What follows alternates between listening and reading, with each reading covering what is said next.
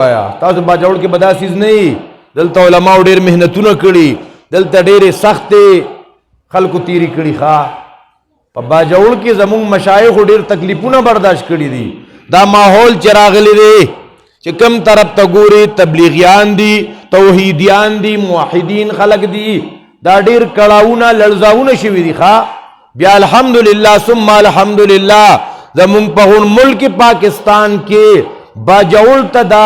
یو اعزاز حاصل دی چې دا د اشاعت التوحید و سنت د پتنګانو ګرځي قوام الناس ته ګوري نو دارنګي کو علماء ته ګوري ک طلباء ته ګوري نو یوازې اشاعت التوحید و سنت نه بیا زموږ چې کم مشایخ دي وګورا ک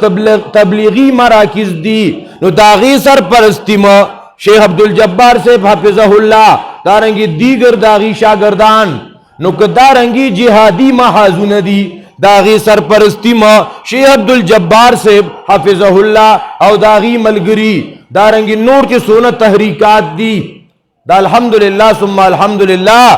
دا دی باجوڑ تا اللہ پاک یولوے اعزاز ورکڑے دا یاد ساتے تاسو تا مشرانو کم پروگرام دا قرآن و سنت درسون پری خودی دی پا دے کے گوری سستیو نکے خواہ دا قرآن کریم پر دی پروگرام کی گوری سستیو نکے دازدک محترمو ٹھیک دا نور کارونم ورسر کوے سیروزی تم پکیزے نو چلی تم پکیزے خو اسنا چی سیروزی تلال شے ابیاوے دا قرآن نمی اس چوٹی دا